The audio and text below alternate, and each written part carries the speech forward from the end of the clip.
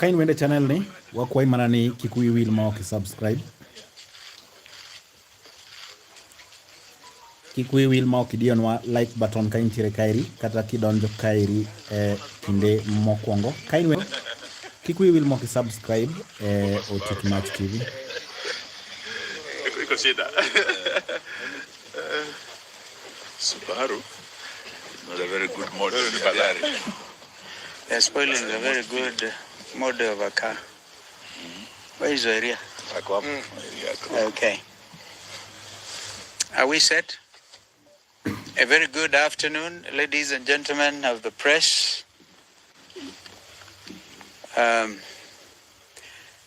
We are pleased to welcome you to this center and begin by giving apologies of two of our co-principals, three actually. The Right Honorable Raila Amolo Odinga, Sister Martha Karua, and Wycliffe Ombetsa Oparanya, as well as Wajakoya. In fact, we understand Wajakoya's home was raided, but he's out there in Western Kenya. So we will have a statement read by Governor Mwangi wa Iria, and if there be any questions, we'll take them. I'll be very pleased to take them. But thank you for coming. Thank you. And this is our joint statement. Genocide underway in Kenya. You need to shout. Genocide underway in Kenya. We meet here at a very sad and traumatizing circumstances.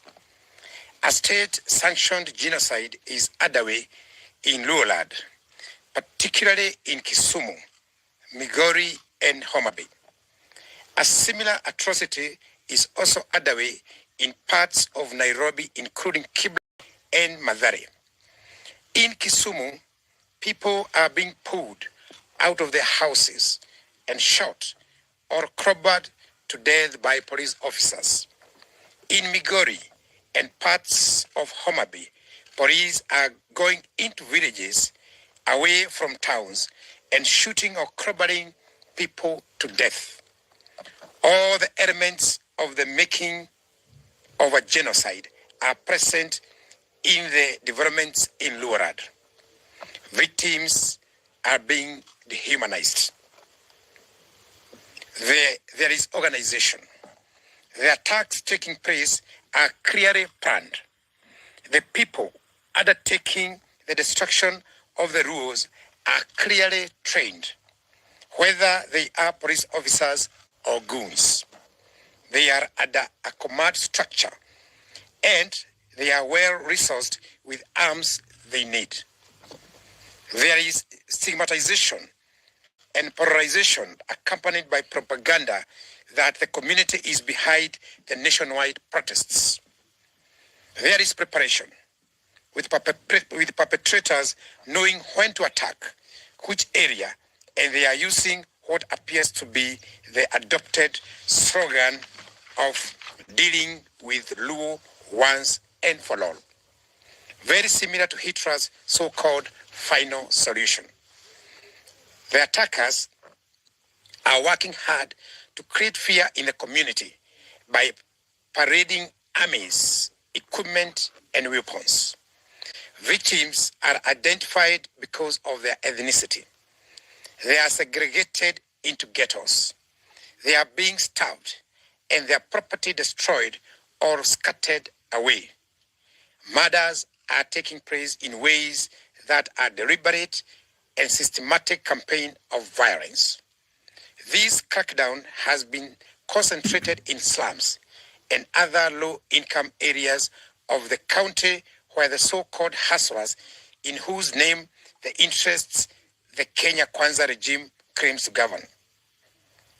We condemn the unacceptable and illegal massacre of the rural community, whose only crime is to participate alongside other Kenyans in protests against Kenya Kwanza policies. We condemn and demand an immediate end to the traumatization and profiling of the Luo community, particularly the children who are being made to pay a price they do not understand. The genocide underway in Luoland is not accidental. It is coordinated and premeditated. It is being coordinated by political and government leaders, both from the community and outside. But it is not just in Nyanza. In Mathare and Kibla in Nairobi, citizens were traumatized and tear gas canisters lobbed in their houses. A father who confronted police for hurling tear gas into his house, causing his child to faint, was manhandled and bundled into the police lorry like a criminal. His whereabouts remain unknown. Several people were shot dead at Cross Ridge by non-uniformed and uniformed police in Nairobi, Nakuru, Mlolongo, and Makueni by police mainly in plain clothes, shot and killed citizens, a majority of whom were going about their daily business, and others lied at their places of work. Similar executions have occurred in Kisii, Busia, and Kericho, and elsewhere in Kenya, all in the name of stopping citizens to exercise their constitutional right to hold peaceful demonstrations. Much as Ruto tries to depict Azimio demonstrators as violent, it is evidently clear that our demonstrations are peaceful. And it is the police who import violence and use of excessive force into them.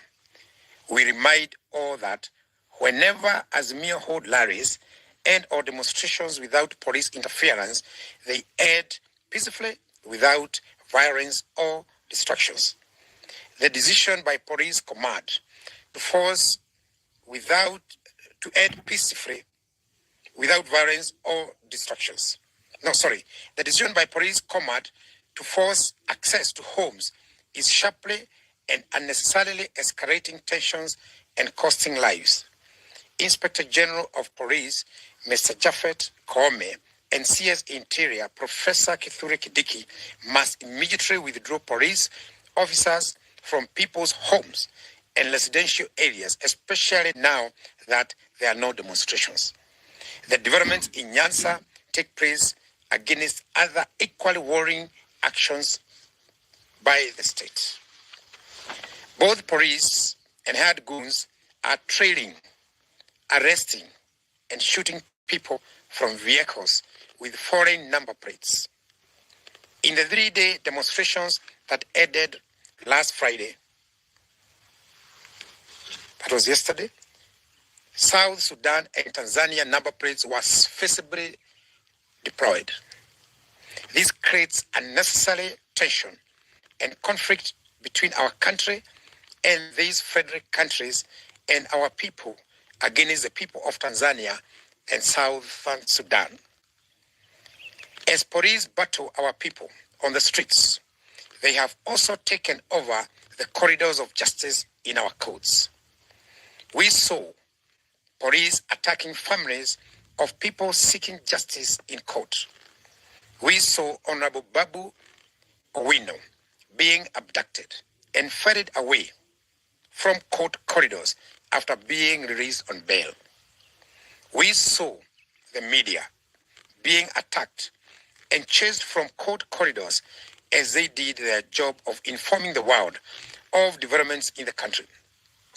Azimio readers are being put under house arrest, constant surveillance, and persistent threat of being arrested.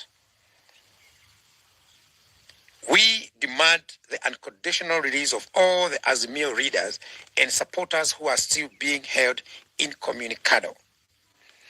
These developments also happen against the backdrop of constant verbal, unwarranted,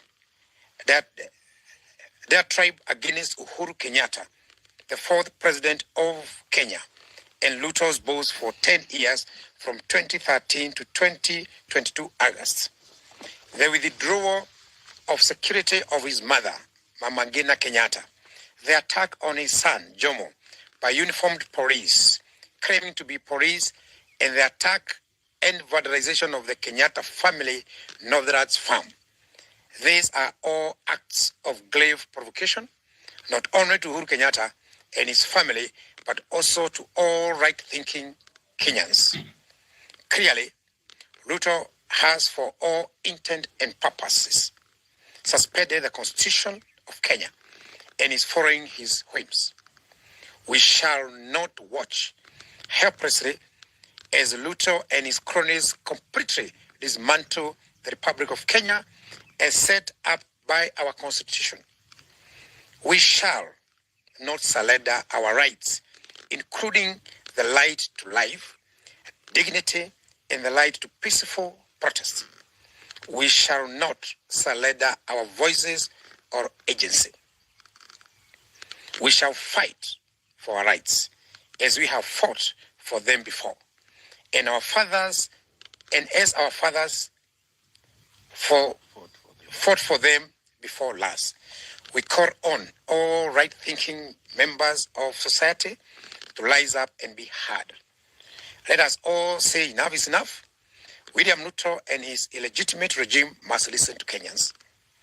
All these actions by police undermine the rule of law and the Constitution. These actions point to the emergencies of a police state in Kenya. However, these actions that have left scores of Kenyans dead have earned police praise from William Ruto. We wish to make it clear that our people will not surrender or be cowed. We further make it clear that we will pursue no engagements with Kenya Kwanza whatsoever until these hostilities and their perpetrators are apprehended. We remain determined to right the wrongs being inflicted on our people, including state-induced high cost of living. Our peaceful, countrywide demonstrations will continue next Wednesday. We are serving notice to all the OCSs across the country for the Wednesday peaceful demonstrations. In the meantime, the signature collection, which now starts at 8 million, continues. Thank you very much. Sanderson. That's good.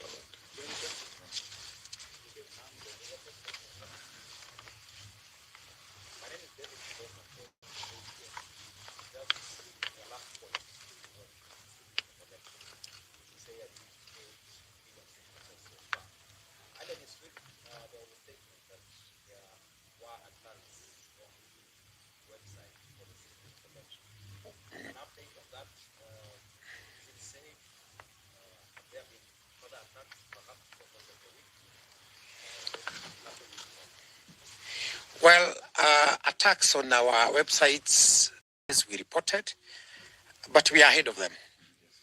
We are well mitigated because we are the legitimate government, so to speak. So we can't figure out how to deal with them. So yes, they keep attacking, but they cannot penetrate us.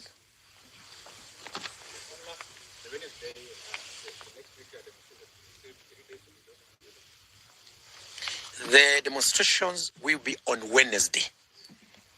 We have said it will be one day on Wednesday, from 6 o'clock to 6 o'clock.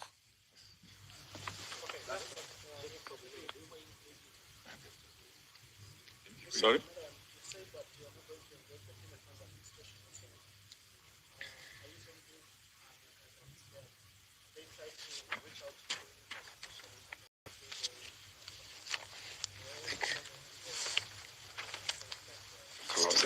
Steve can do that. Well, thank you, Steve Leto. It was reported that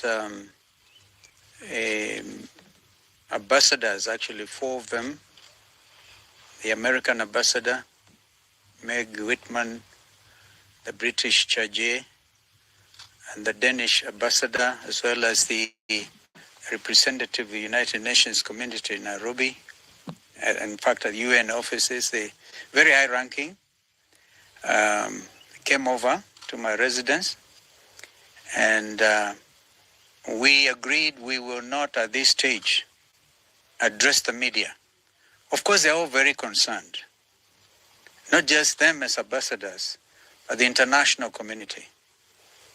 The story of peaceful demonstrations turned violent by the police have received international visibility.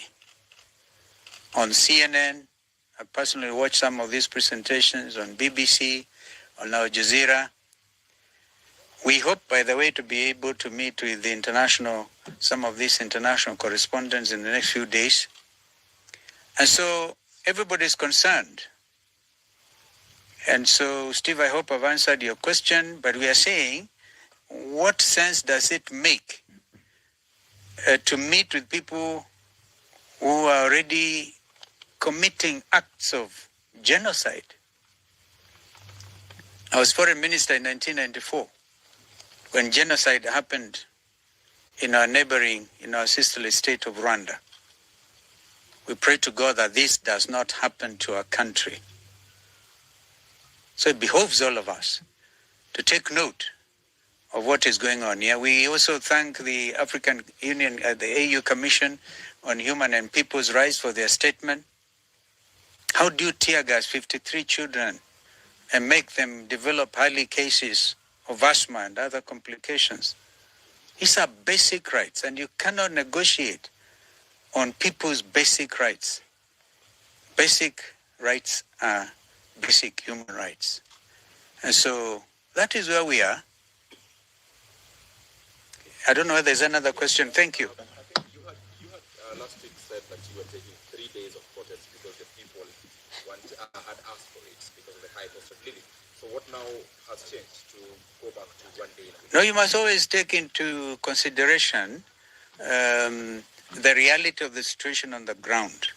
We realize that after day 1 on Wednesday, a lot of people were arrested, others were injured, and people had to run all of our hospitals and places to check on their loved ones. So we therefore have reached a conclusion, peaceful, and we stress, by the way, peaceful and armed demonstrations. We call on our people to remain vigilant on that core. However much you feel provoked, don't harm any policeman. Leave it to them to harm you. The world is watching. Thank you. Thank you. Thank you. Yes, yes. Yes, Inoro. Yes. Inoro can do.